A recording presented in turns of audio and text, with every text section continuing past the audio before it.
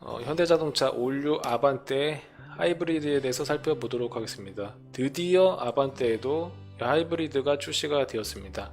지금 현재 국산 자동차 브랜드 중에서 가장 친환경 차량을 많이 만들고 잘 만드는 회사가 현대 기아입니다. 르노, 쌍용, 쉐보레 이런 세계 자동차 브랜드에서 만들고 있는 친환경 차량을 다 합해도 현대 기아를 못 따라가요. 쌍용차는 지금 친환경 차량이 전무하다시피 하고, 그리고 르노 가스차 이걸로 멀어먹고 있긴 하는데 이제 앞으로의 대응이 조금 불안하죠. 그리고 쉐보레 같은 경우는 하이브리드 전기차가 있긴 있지만 굉장히 판매량이 저조합니다.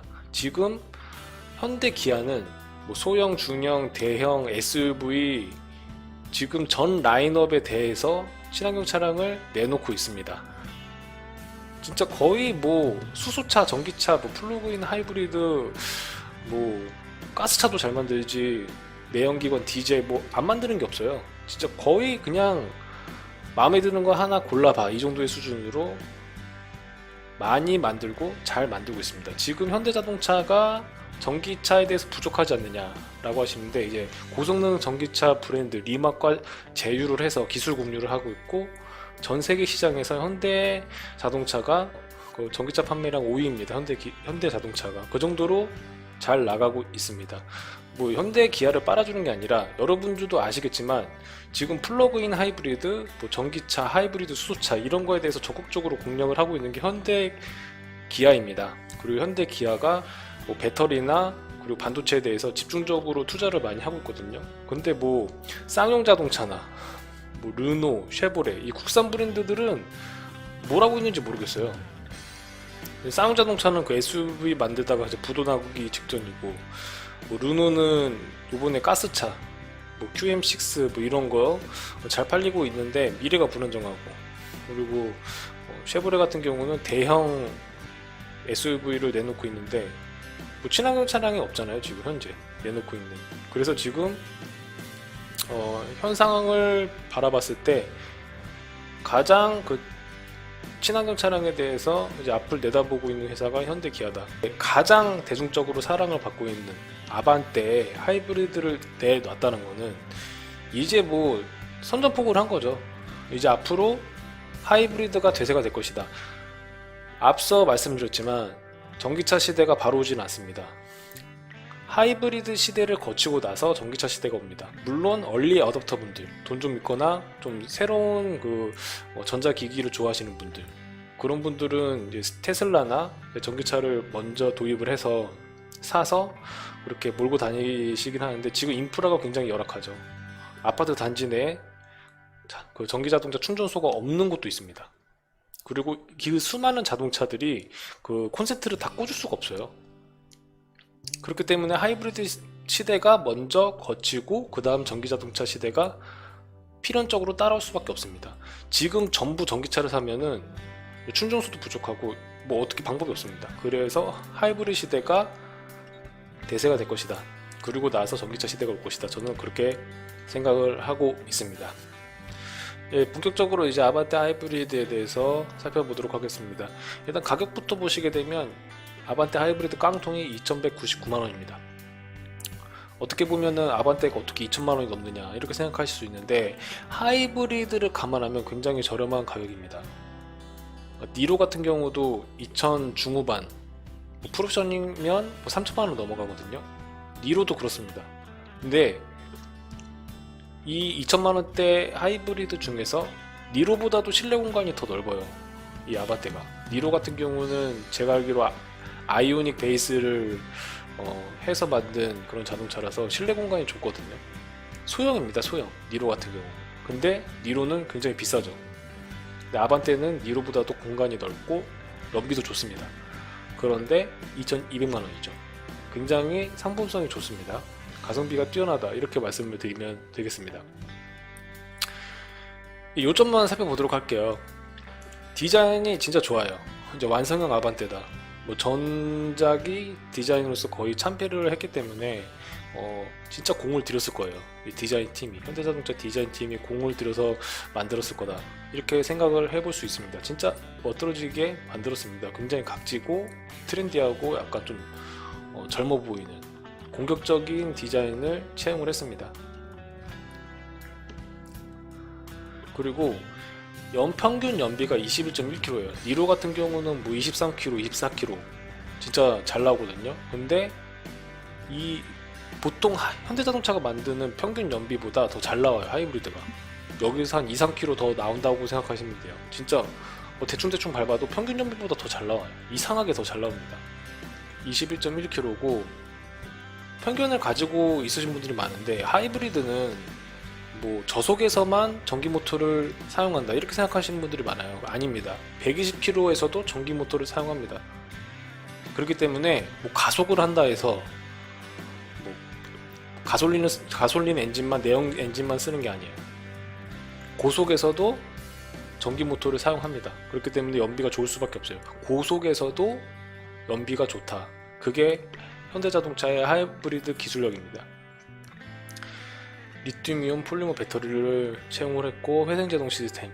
이 회생제동 시스템이 장단점이 있어요. 약간 브레이크 이질감이 있다고 하는데, 저는 오히려 이 하이브리드 브레이킹이 더 좋다고 생각하거든요. 니로 같은 경우 브레이크를 밟으면은 뭔가가 더 잘 밟히는 느낌이랄까? 이 회생제동 때문에 그런지 몰라도 브레이킹 그 성능이 더 좋은 것 같아요, 개인적으로. 제동 모터를 이용한 전자제어로 선호적인 제동감을 구현하였습니다. 통합형 전동 부스터, 엔진, 모터, 배터리, 하이브리드. 그리고 이 배터리가 밑에 깔려 있다 보니까 무게중심이 내연기관보다 훨씬 좋아요. 그렇기 때문에 안정적인 주행이 가능해졌습니다. 조금 더 안정적인 주행이 가능해졌습니다. 그리고 하이브리드 전용 콘텐츠라고 해서, 이거는 뭐 이 모니터에다가 지금 에너지 흐름도, 평균 연비, 뭐 전기 모터 사용량 이렇게 보여주는 건데, 이거는 거의 보여주기식이다, 우리가 이렇게 자동차를 잘 만든다, 이런 식으로 홍보하는 그런 역할을 합니다. 별로 에너지 흐름도에 대해서 궁금해 하시는 분들이 많이 없어요. 이거 켜놓고 운전하시는 분들 별로 못 봤습니다. 저도 이건 안 켜고 다녀요. 그리고 훌은 멀티링크 서스펜션. 그러니까 이 준중형에도 토션빔이 아니라 멀티링크 서스펜션이 들어가요. 그러니까 승차감이 좋을 수밖에 없죠. 더군다나 배터리가 밑에 깔려있다 보니까 무게중심이 낮아서 잡아 돌릴 때도 안정적이고 고속에도 안정적이고 진짜 8번 미인입니다. 어지간하면 저는 조금 돈 주고서 하이브리드를 추천해주고 싶어요. 그리고 전동 쉐파킹 브레이크가 들어갑니다. 일단 여기까지 그냥 간략하게 살펴봤는데요. 여기 보시면은 2,199만원인데 1년에 2만 킬로 타시는 분, 그리고 3년이면 그 하이브리드와 그 가솔린 그 차액을 뽑고도 남습니다. 3년이면 뽑아요. 15,000km에서 20,000km이신 분들, 이분들이 하이브리드를 뽑으면은 3년이면은 제값 합니다. 본전 뽑습니다.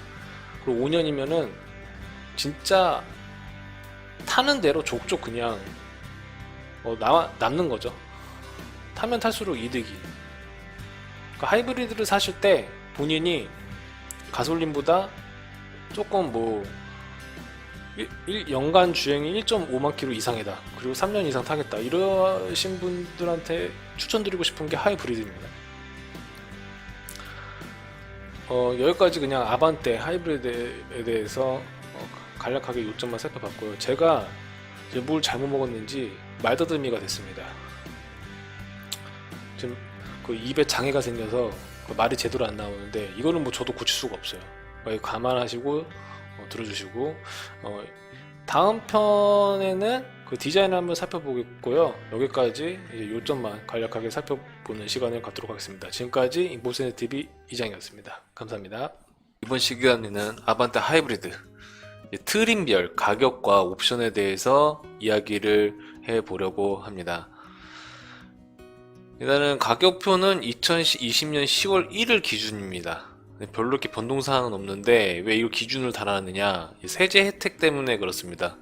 이제 세제 혜택을 이제 감안하면 100만원이 빠집니다. 그리고 이제 아반떼 하이브리드 트림은 세 가지가 있습니다. 스마트가 있고요, 그 다음에 모던이 있고 인스페어레이션이 있습니다. 이게 뭔 뜻이냐, 그러니까 소, 중, 대, 저가, 중가, 고가, 이런 식으로 세 단계로 나누면 되겠습니다. 스마트, 우리가 이제 스마트라고 하는데 이걸 다른 말로 하면 깡통입니다. 이제 깡통을 어떻게 생각해보면 되게 안 좋은 의미인데, 스마트라는 단어를 썼어요. 똑똑하다. 이제 깡통 사는 사람을 두고 스마트하다, 뭐 이런 식으로 약간 조금 뭔가 좀 돌려가는 느낌이긴 한데, 어쨌든 제일 깡통이 스마트입니다. 이제 세제가 혜택을 안 먹이면은 2,300만원 조금 안 되고, 세제 혜택을 먹이면은 2,199만원으로 100만원이 싸집니다. 이거는 어떻게 정책이 변동되느냐에 따라서 달라지기 때문에 이건 감안하셔야 되고요. 그리고 이제 깡통에서도 이 옵션이 있습니다. 이 옵션이 이렇게 여러 가지가 있는데, 일단 깡통에서 꼭 넣어야 되는 옵션을 제가 설명을 드리겠습니다. 이거 대충 한번 읽어보세요. 네, 이런 식으로 어느 정도는 다 있어요. 뭐 기본적으로 안전 옵션은 들어갑니다. 뭐 전방 충돌 방지 보조 막 이런 식으로 다 어느 정도는 있는데, 정말 꼭 필요한 거를 빼놨습니다. 예를 들면은 사이드 미러를 접는 그런 전동 사이드 미러를 뭐 빼놨다던가 막 그런 게 있어요. 일단은 깡통을 사시고 싶은 분들은 이 옵션을, 어떤 옵션을 넣어야 되는지 살펴보도록 하겠습니다. 일단은 옵션에 깡통에 이런 램프 옵션이 있습니다. 뭐 리어 콤비 램프, LED 보조 제동 등, 그리고 17인치 알로이 휠, 이런 게 있는데 이건 굳이 저는 넣을 필요가 없다고 생각을 해요. 뭐 디자인적인 요소에서 뭐 좋을 수는 있어도 뭐 운전하는 데 있어서 굳이 필요가 없거든요.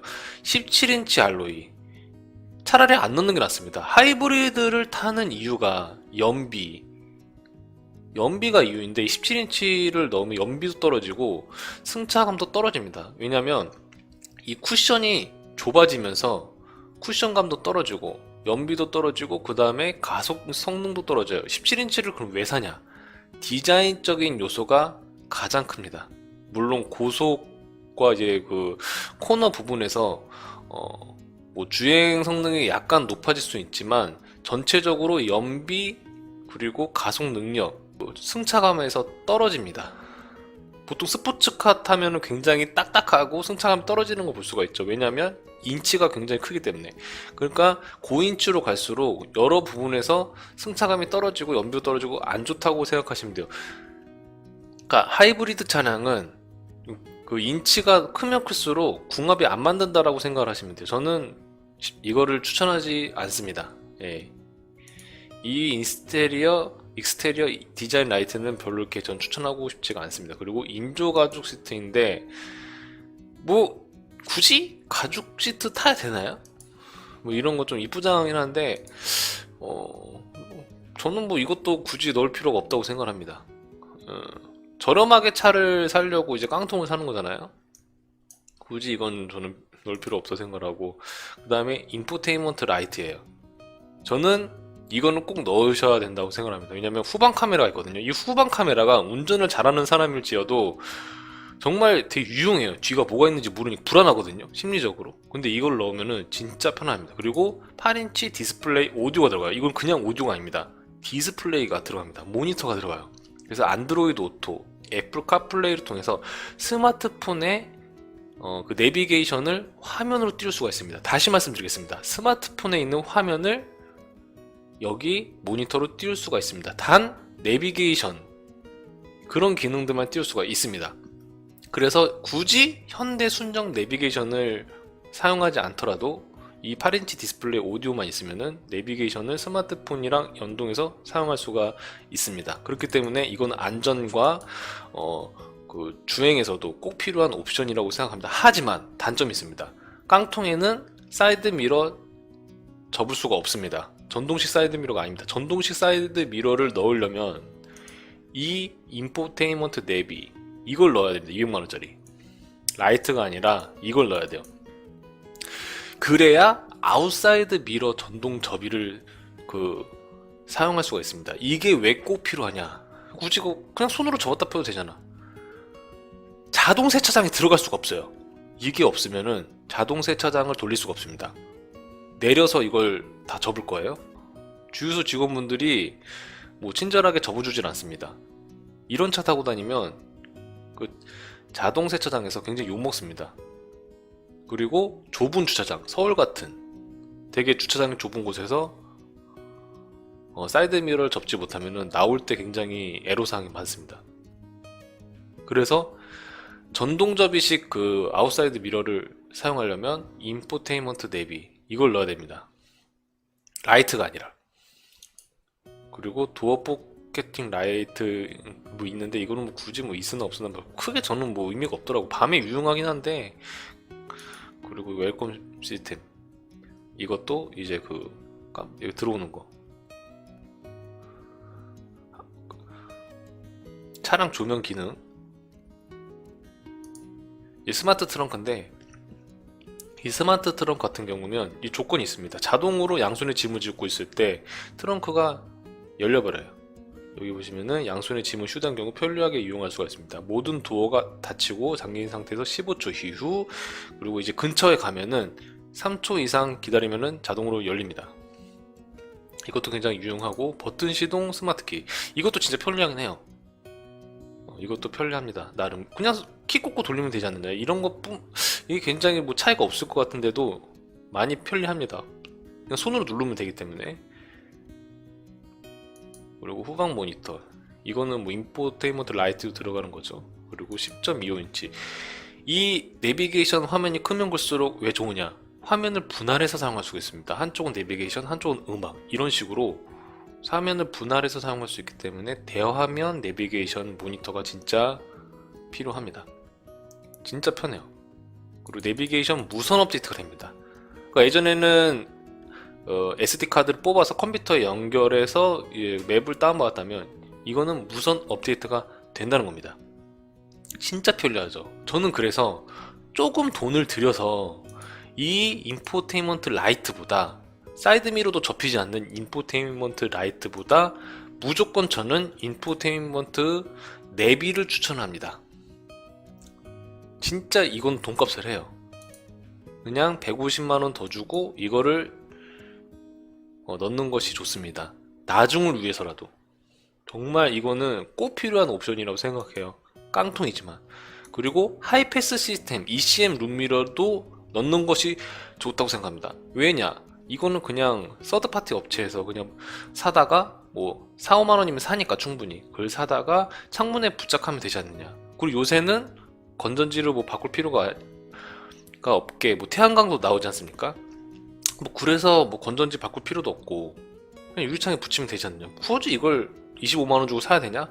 그런 분들이 있는데 저는 이거 무조건 넣으세요. 왜냐면 하이패스는 전자장치예요. 근데 창문 앞에 붙여놓으면은 그것이 뭐 태양광이든 건전지 교체식이든 햇빛을 받으면 잘 고장납니다. 한 3, 4년마다 한 번씩 고장나는 것 같아요. 블랙박스도 햇빛 많이 받으면 고장나거든요. 하이패스도 마찬가지입니다. 그리고 싸구려들은 건전지를 교체해야 되는데 건전지 교체하는 게 굉장히 귀찮아요. 잘 고장날 뿐만 아니라. 그래서 저는 이거를 추천합니다. 그리고 창문에 부착하다 보면 시야에도 방해가 됩니다. 시야도 방해이기 때문에 이건 25만원짜리 돈값을 합니다. 그리고 ECM 룸미러 이건 자동입니다. 야간에 주행할 때 이제 예를 들어서 상향등을 켜는 그런 나쁜 모자란 운전자가 있다. 그러면 자동으로 미러의 반사율을 낮춰줍니다.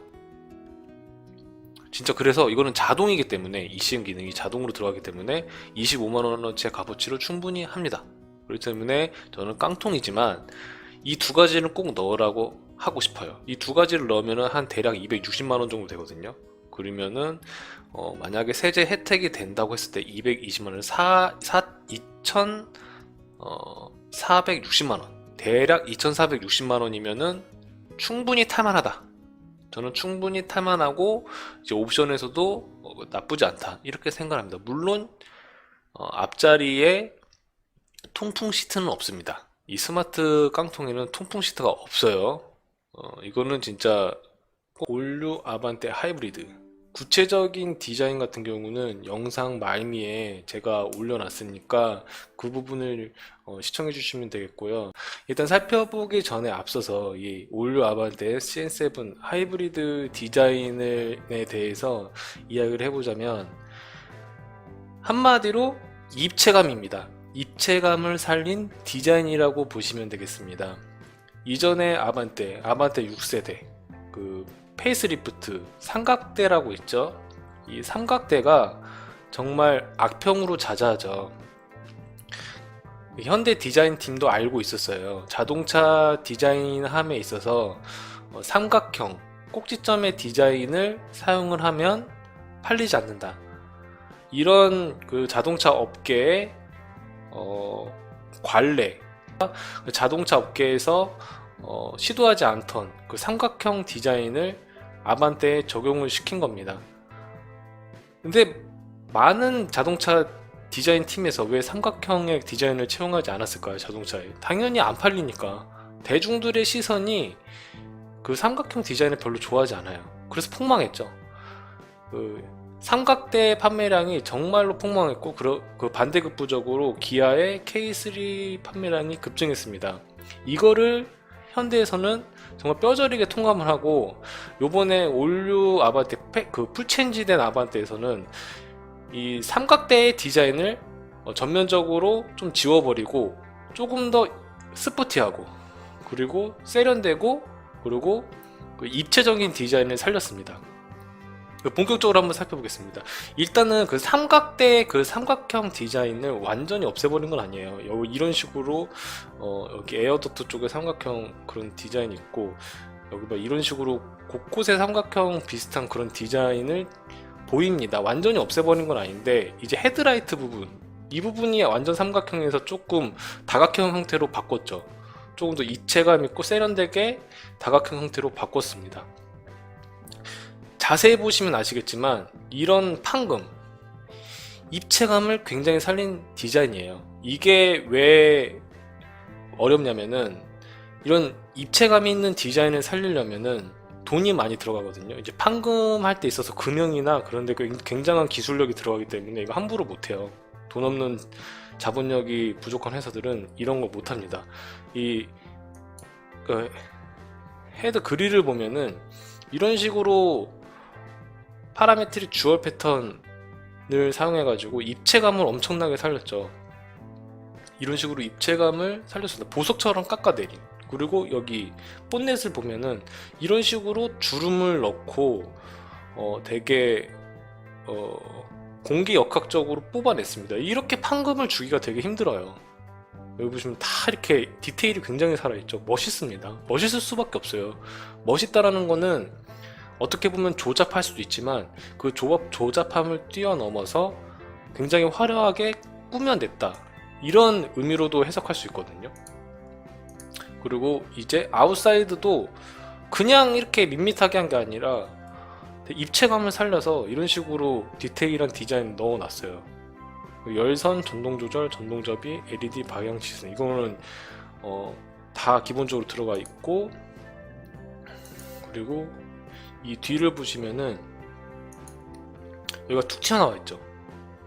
이런 입체적인 디자인을 아반떼에 혁신적으로 넣어놨다. 왜냐면 기존의 자동차들은 그냥 자동차 형태의 디자인만 넣어준 건데 요번에 디자인팀은 삼각대에 엄청난 악평을 받았기 때문에 요번에는 아예 통째로 그 자동차 형태를 바꿔보자, 입체감을 살려보자 그렇게 생각을 했던 것 같아요.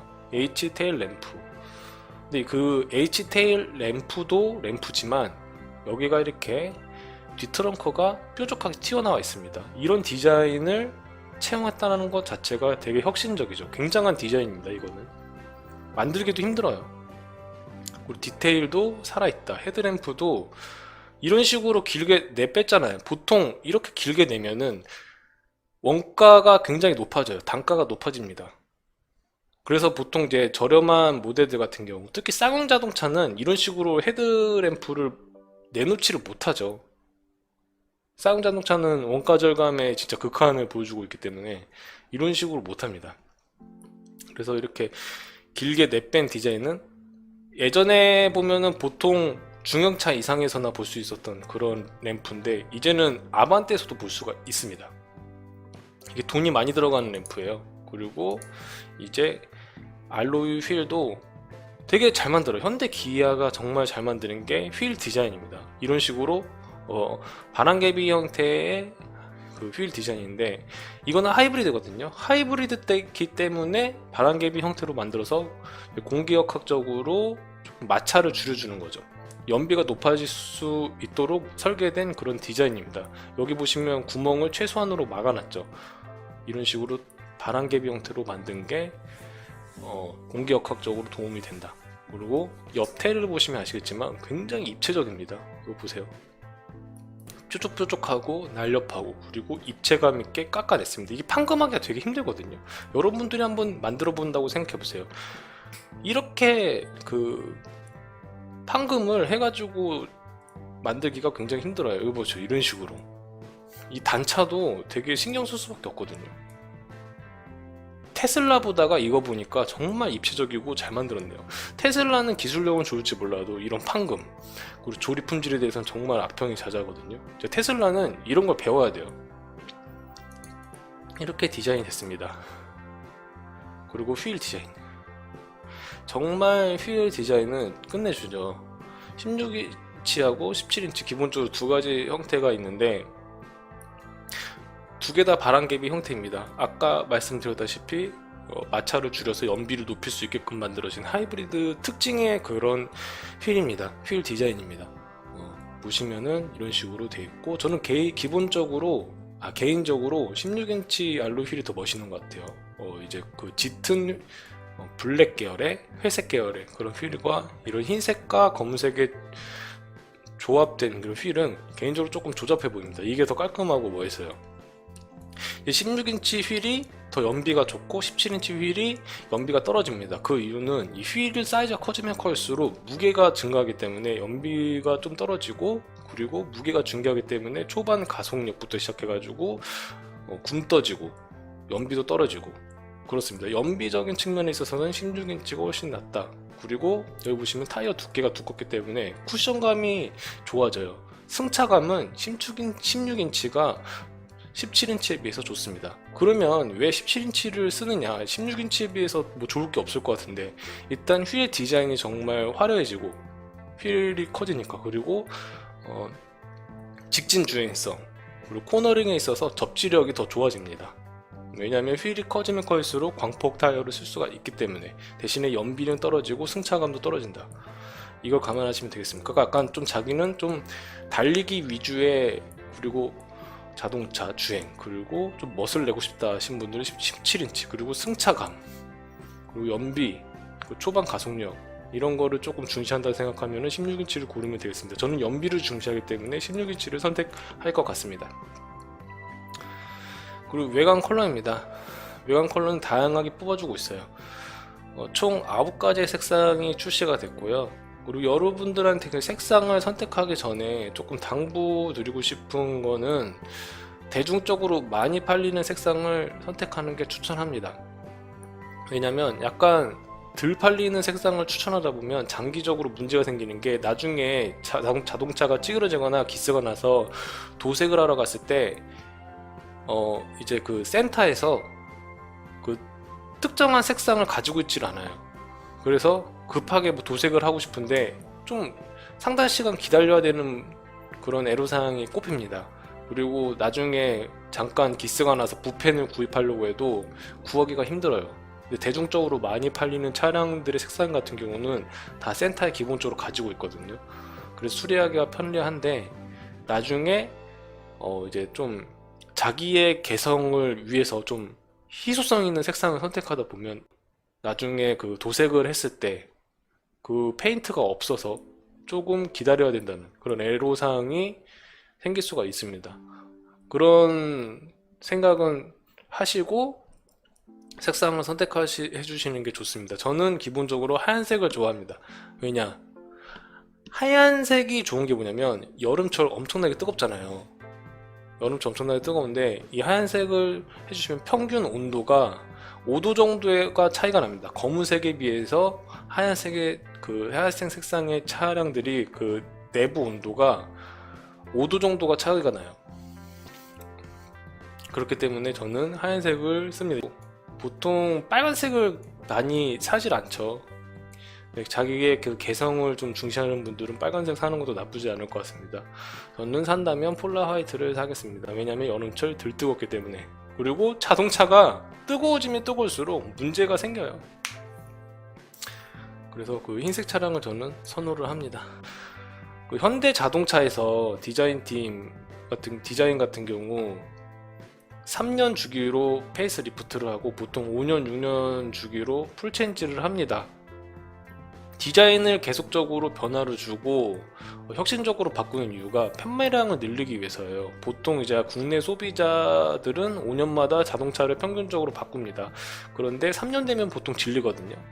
근데 이제 3년 지나서 페이스 리프트된 자동차가 나오면 대중들은 기존에 갖고 있는 차량들이 구형이 됐다 이런 느낌을 받을 테고, 페이스 리프트가 되다 보니까 좀 더 신형을 추구하게 되는 그런 인상을 받게 돼서 자동차 디자인이 바뀌면 바뀔수록 자동차 판매량이 늘어난다는 것을 현대는 알고 있어요. 자동차 디자인이 비슷하게 계속 유지가 된다면 사람들은 자동차를 잘 바꾸지를 않습니다. 디자인이 비슷한데 뭐 중고차나 사고 말지, 뭐 이런 식으로 판매량이 좋지 않았어요. 경험적으로나 통계적으로나. 그래서 현대는 3년마다 5, 6년마다 페이스리프트 풀체인지를 하면서 계속적으로 디자인에 변화를 주고 그로 인해서 판매량을 극대화시키고 있다. 현대 기아만이 할 수 있는 겁니다. 왜냐하면 자동차 디자인을 바꾸고 페이스리프트를 짧게 가져가면 가져갈수록 기존에 갖고 있는 그 소비자들을 위해서 부품들을 쟁여놔야 될 거 아니에요.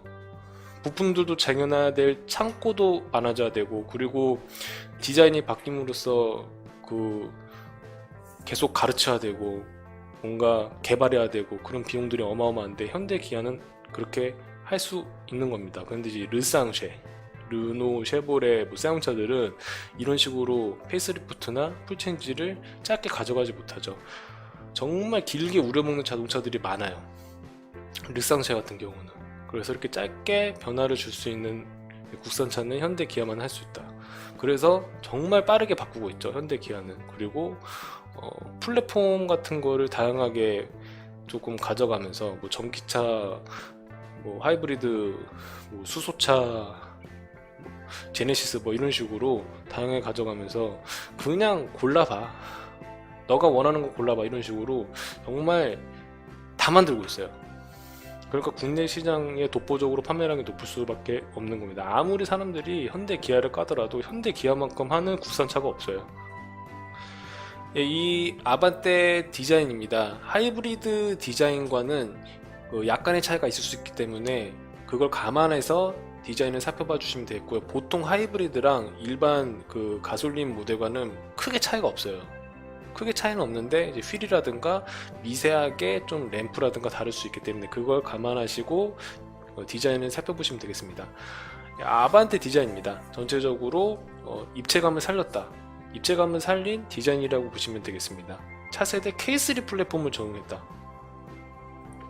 네, 이렇게 전체적으로 차량의 크기는 커졌습니다.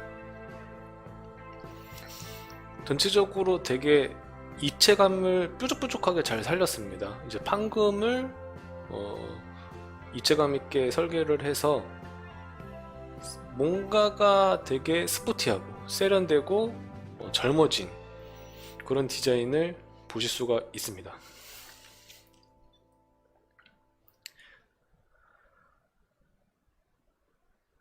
되게 중중형 같지 않은 그런 디자인이더 옛날 소나타급의 그런 사이즈로 커졌습니다.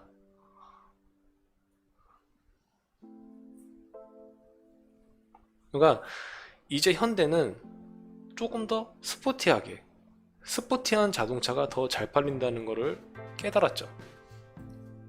예전에 그 앙평을 받았던 삼각대의 디자인을 초월한, 이제는 자동차의 판금을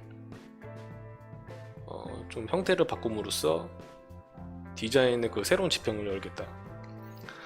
모든 것이 디테일이 살아 있습니다. 진짜 하나하나가 싸구려 같지가 않아요.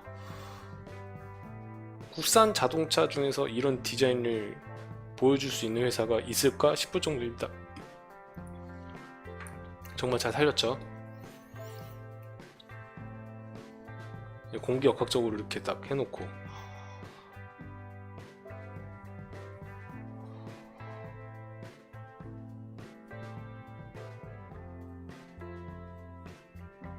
그러니까 하나하나가 진짜 공기역학적으로 쫙 빼냈습니다. 진짜로 이런 굴곡 같은 게 정말 뭐라 해야 되지?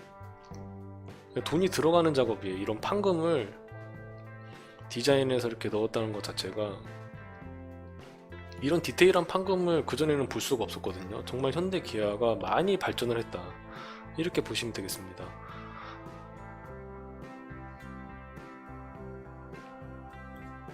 그러니까 디테일을 살렸다고 그러잖아요. 형태와 디테일, 그러니까 판금적인 부분 그리고 디테일 부분에서 정말 신경을 많이 썼다는 게 보여집니다.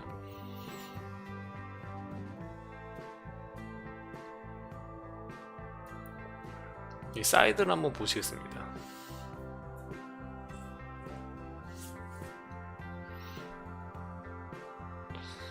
이 사이드를 보시면 아시겠지만 진짜 공기역학적으로 잘 뽑아냈어요. 하나하나 허투루 디자인한 게 없습니다. 완벽 그 자체인 것 같아요. 제 개인적으로 생각에는. 물론 디자인적인 측면에서 호불호는 있을 수 있겠지만 공기역학적인 부분에서 정말 신경을 많이 썼다. 그러니까 이런 공기역학적인 부분에서 신경을 많이 썼다는 거는 연비도 개선이 되지만 하이브리드 부분에서도 정말 연비를 잘 뽑아낼 수 있거든요. 이런 판금, 파라메트릭 주얼 서피스, 이런 판금 자체가 돈이 들어가는 작업이에요. 어지간한 자동차 회사에서도 이런 디테일을 살리지 못합니다. 특히나 국산 자동차 같은 경우에는 이런 디테일을 살린 자동차를 본 적이 없어요. 정말 디테일을 잘 살렸다. 그 뒤트렁크 보세요. 뾰족하죠. 이런 뾰족한 형태의 판금 본 적 있습니까? 전 처음 보거든요, 사실은. 현대 기아를 뭐 빨아주는 게 아니라 누가 봐더라도 되게 혁신적이잖아요, 디자인이. 그리고 공기역학적으로 잘 살리고, 조잡한 게 아니에요. 이게 공기역학적으로 다 살려서 그렇게 디자인을 한 겁니다.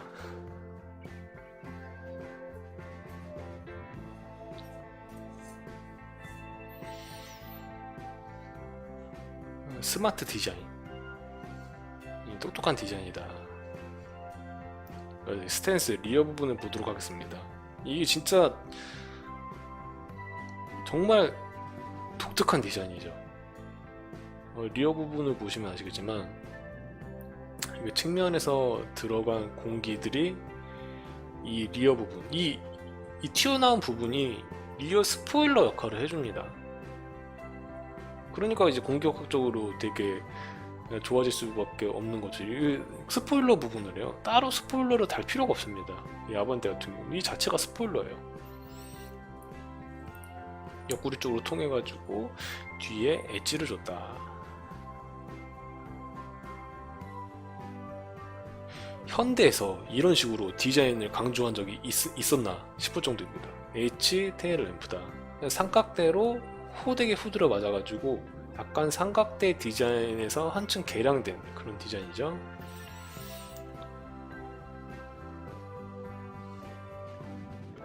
뭐 하나 디테일이 빠지는 게 없습니다. 예.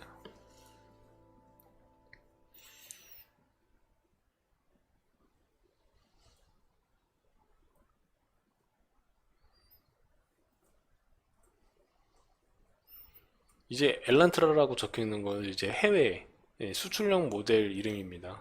이제 한국에서는 아반떼죠.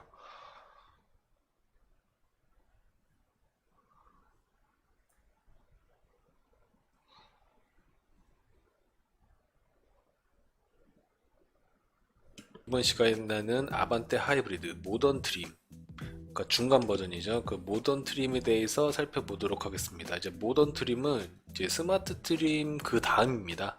스마트 트림을 포함한 그 다음 트림이 모던 트림인데 이게 2,485만 1,535원입니다.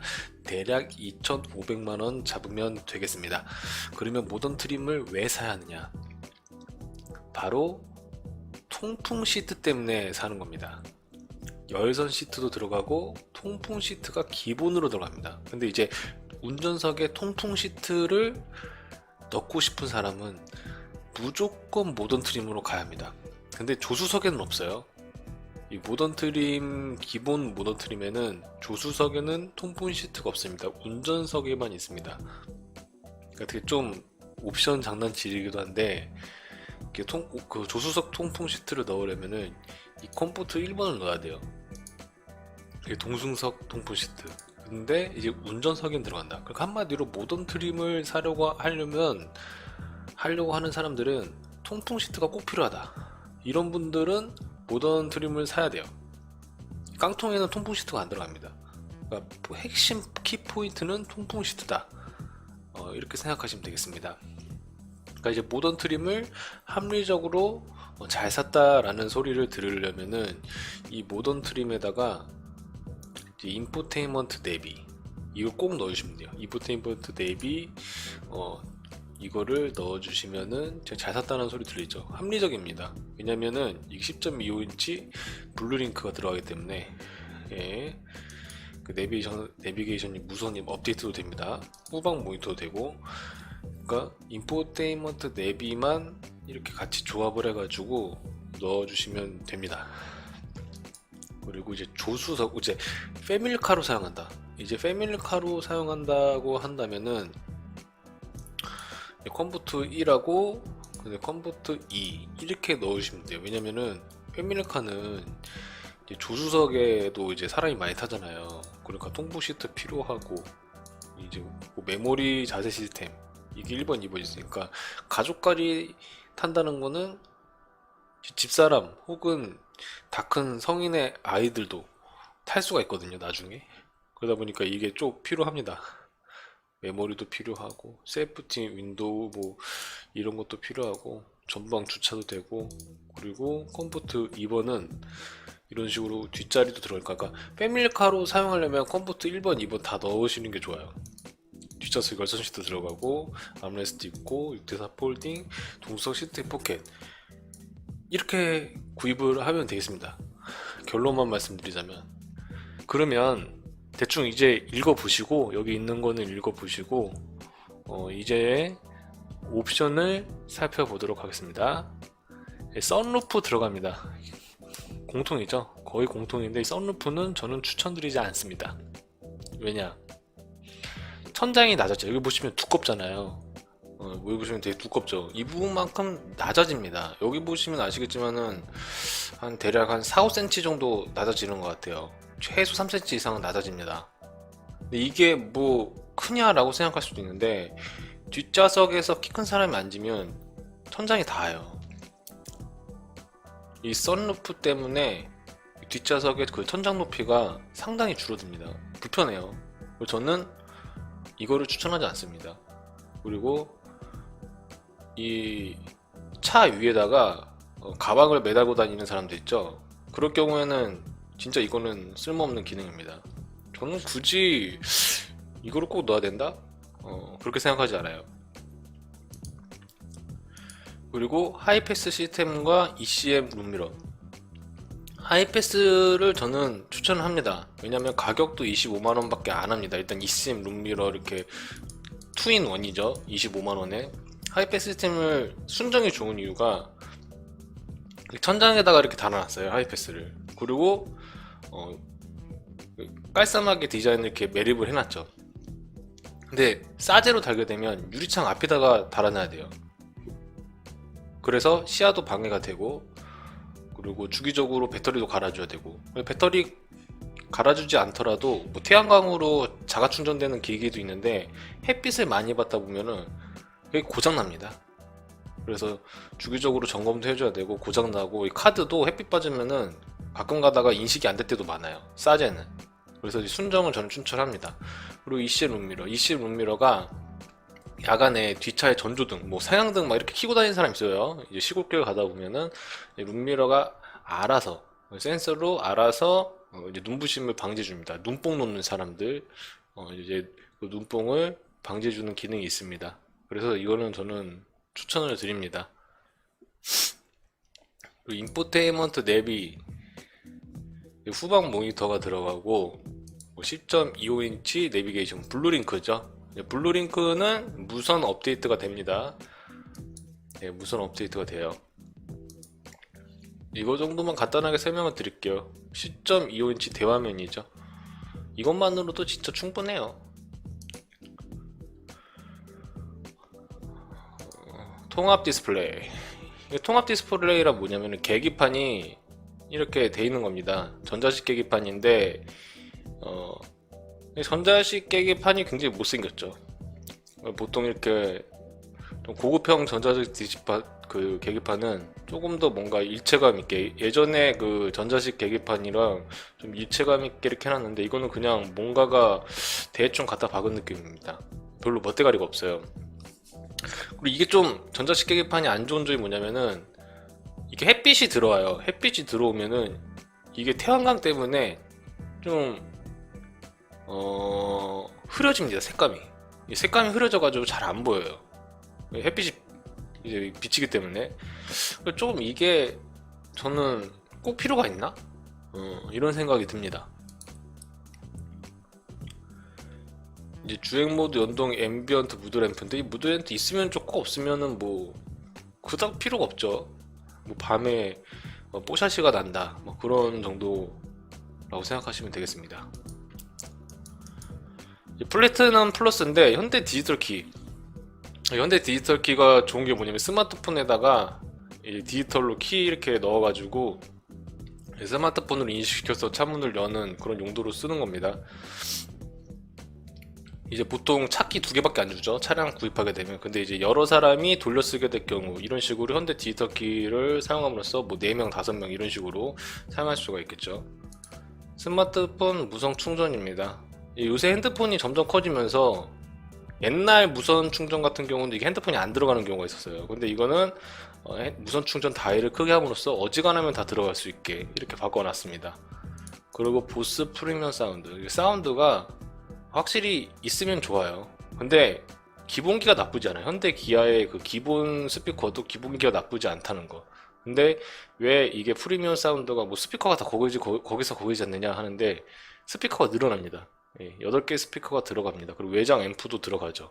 그렇기 때문에 더욱 짱짱한 소리를 들 수가 있다는 거. 그리고 그 17인치 알로이 휠 제가 말했죠. 하이브리드는 고인치 타이어, 휠 뭐 이런 거 안 어울립니다. 연비 떨어지고 승차감 떨어지고 가속성은 떨어져요. 하이브리드 탈 이유가 없는 거죠. 가속과 스피드를 원한다? 그러면 하이브리드 사지 마세요. N라인을 사세요. N라인.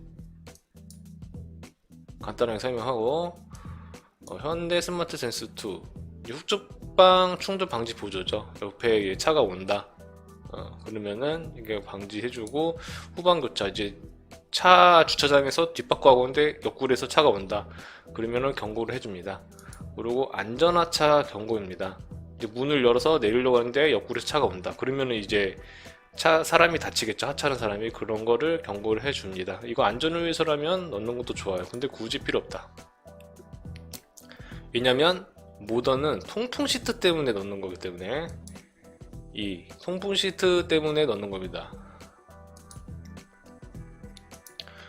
운전석 파워 세이프티 윈도우 이거 뭐 이렇게 공이 닫히면 자동으로 멈추고 일정 높이만큼 다시 열립니다. 뭔가 낑겼을 때 다시 열리는 기능. 이거는 전동 시트. 이거는 전동 시트인데 메모리 전동 시트죠. 뭐 사이드 미러부터 의자 각도 조절 기능 있는 메모리 그 전동 시트인데 이 버튼이 굉장히 저렴합니다. 이거 좀 버튼만 좀 고급스럽게 바꿔야 되는데 이렇게 싸구려 식으로 달아놓고서 이런 식으로 홍보한다는 것은 저도 좀 이해가 되질 않아요. 좀 더 고급스럽게 이 버튼을 만들 필요가 있다. 저는 그렇게 생각이 듭니다. 굉장히 편리해요. 이거 동승석 통풍 시트. 이거는 진짜 통풍 시트는 한 번 사용한 사람은 버릴 수가 없습니다. 한 번 이걸 익숙해지면은 없으면은 진짜 불편해서 못할 정도로 통풍 시트는 여름철에 정말 쾌적한 환경을 제공해 줍니다. 땀도 빼주고 방구를 꼈을 때 방구도 제거해 줍니다. 굉장히 좋아요. 운전석 자세 메모리 시스템. 거의 통풍 시트 때문에 모던을 간다 해도 과언이 아니에요. 운전석 자세 메모리 시스템. 이거는 뭐 전동 시트 하면 같이 딸려 나오는 거죠. 그리고 이게 디자인적으로 굉장히 좀 구립니다. 왜냐면 셋이랑 같이 붙어 있어서 밤에 혹은 낮에 잘못 눌러가지고 셋 누르고 1분 누르고 셋 누르고 2분 누르면은 그냥 바뀌어버려요, 이 세팅 값이. 이거 왜 이렇게 붙여놨는지 모르겠어요. 좀 개선 좀 해야 돼요. 왜 이걸 이렇게 붙여놨는지 모르겠어요. 이거 좀 디자인적으로 불편하다. 전방 주차거리 경고. 이제 앞에 좀 서울 같은 경우, 그런 경우 이제 그 주차 공간이 좁잖아요. 최대한 붙여서 주차할 수가 있습니다. 센서가 있기 때문에. USB 포트 저는 거의 안 씁니다. 이거를. 시거잭도 충전 잘 되거든. 근데 굳이 뭐 그렇게 필요하지 않은 기능이에요. 이거는 시거잭도 충전 잘 됩니다. 예. 그리고 컴포트 2. 이거는 이제 패밀리카로 쓰지 않는 분들은 넣으실 필요가 없어요. 예, 패밀리카로 쓰지 않는 분들은 굳이 넣을 필요가 없습니다. 에어벤트인데 여름철, 겨울철 뒷자리에 앉은 사람한테는 굉장히 유용한 기능이죠. 쌍용 자동차에는 이런 기능, 이런 옵션을 뭐 안 달아주는 경우가 많아요. 쌍용 자동차는. 근데 현대 아반떼에서는 이걸 넣어주네요. 그리고 동승석 시트백 포켓. 이 그물망 이거 얼마나 합니까, 단가가? 그냥 넣어주지. 이런 거를 또 이렇게 좀, 이거는 조금 저로서는 납득이 안 됩니다. 이거 단가 얼마나 한다고. 그 뒷좌석 열선 시트입니다. 이 열선 시트가 들어가서 겨울철에 뜨뜻하게 앉아서 갈 수가 있습니다. 여름철에 버튼을 잘못 눌러가지고 왜 이렇게 덥지? 이러면서 키도 켜놓고 가는 사람도 있어요. 상당히 많습니다. 네. 뒷좌석 암레스트. 저는 이거를 거의 써본 적이 없어요. 저는 이걸 쓰면 너무 불편해. 그래서 이걸 내려본 적이 거의 없습니다, 개인적으로. 근데 있으면 좋다. 왜냐면 여기다가 컵 홀더가 있기 때문에 음료수를 놓고 다니면 되기 때문입니다.